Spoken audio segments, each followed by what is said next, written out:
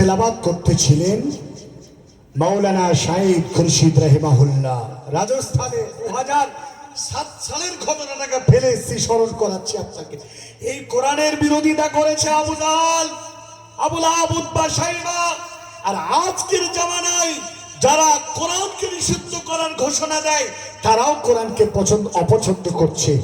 তাহলে তাদের উত্তরসূরি তারা, আমরা এটা দাবি করি।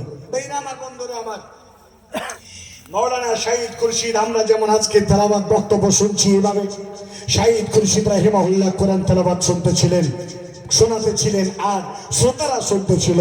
হঠাৎ করে দরওয়াজায় আঘাত। কে? দরওয়াজা খোলা। দরওয়াজা খোলার পরে বলছেন, কে আপনারা? তাদের হাতে আছে ত্রিশূল, ধর্মের প্রতীক, হাতে আছে ছোড়া, হাতে আছে তরবারি, লাঠি, সোঁটা।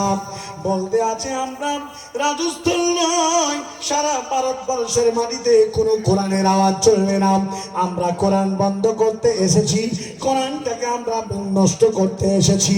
অতএব সেই জায়গায় তারা দাঁড়িয়ে ত্রিশূল আর ছুরা, ভুজনি, হাসুয়া, লাঠি সোঁটা দিয়ে সোঁটাদের আঘাত করলো। সোঁটা প্রাণ নিয়ে পালিয়ে গেলেন। মাওলানা হাফিজ কারি শাহিদ খুরশিদ রাহিমাহুল্লাহকে তারা গ্রেপ্তার করলাম। আর গ্রেপ্তার করার পরে শেষ পর্যন্ত প্রাণ চলে যাবে এই মুহূর্ত তার কাছে এখনই এসেছে। মাওলানা শাহিদকে বলছেন, আপনার জিভখানায় একবার হা করেন, যেখানে মুসলমানদের ধর্মগ্রন্থ কোরআন তেলাওয়াত করেছে। হা করলেন, জিভটাকে টেনে ধরে ছুরি দিয়ে কচকচ করে কেটে দিল। যারা বলেন ইন্না লিল্লাহি ওয়া ইন্না ইলাইহি রাজিউন।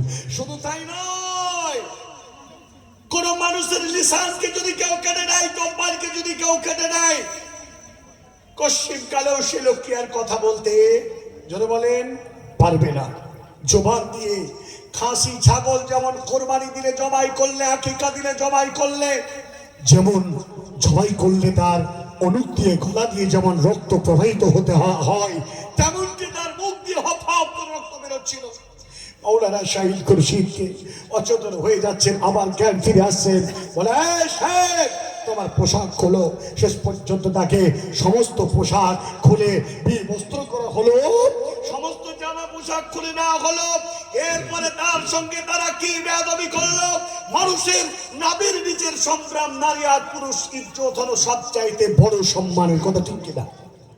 এই ইজ্জতটাকে তারা ধরে ছুরি দিয়ে কেটে দিল। অপরাধ কি ছিল? কোরআনুল কারীম তেলাওয়াত করা। আর এ সন্ত্রাসের বাচ্চা সন্ত্রাসীরা কোরআনুল কারীমকে তারা তেলাওয়াত করতে দেবে না।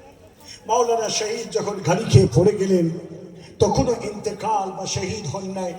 তারা একদিকে আগুনের আঙার দাহ করে জ্বলতে আছে, চার হাত পা ধরে চেন্দুলা করে তোলে তারা ওই আগুনের মধ্যে পুড়িয়ে তাজা তাহানা কোরআনের হাফিজ কারি মাওলানা শহীদকে তারা পুড়িয়ে শহীদ করে দিল। জোরে বলেন ইন্না লিল্লাহি ওয়া ইন্না ইলাইহি রাজিউন। আপনি কোথায় আছেন? আজ সেই কর্মসূচি সেই পথ থেকে শুরু হয়েছে। একইভাবে মুসলমানদের কাছ থেকে আজকে বর্তমান ওয়াকফ সম্পত্তিগুলো তারা ছিনিয়ে নিল। 2 তারিখে ওয়াকফের বিল পাস করেছে, ইউসিসির আন্দোলনে মুসলমানদেরকে ফেলে দিয়েছে।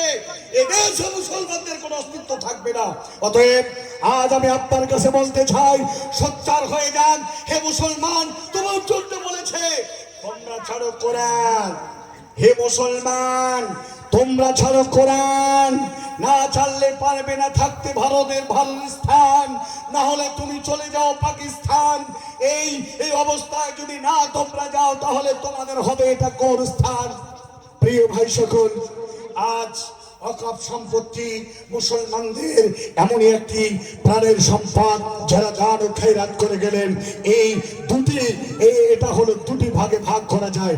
এই ওয়াকফ সম্পত্তি পার্টিকুলার মুসলমানদের, আর একটা ভাগ হলো জনগণের উপকারের জন্য। আপনি লক্ষ্য করুন, আজ কলকাতার যে বাস স্ট্যান্ড যেটা রয়েছে ধর্মতলা, টোটাল এই ধর্মতলাটা টোটাল ওয়াকফ সম্পত্তি। মসজিদে টিপু সুলতান থেকে শুরু করে সমস্ত জায়গায় এই বাসস্থান, এই বাস স্ট্যান্ড, এই সকল মানুষের, হিন্দু মুসলিম জৈন খ্রিস্টান সকলের জন্য একটা উপকারে লেগেছে। আর মুসলমানদের গোরস্থান, যত মাদ্রাসা, যত মসজিদ, আর যত খানকা, আর যত দরগা, বিভিন্ন জায়গায় যেন বানিয়েছে, আমি বিতর্কের কথা পড়ে যাব, সমস্তটাই মুসলমানদের।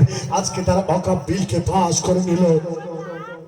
ওয়াকফ বিলকে পাস করে নেওয়ার পরেই তাদের স্লোগান, 42,000 মসজিদকে তারা বেদখল করবে, সেই জায়গায় বুলডোজার দিয়ে ভেঙে দেবে।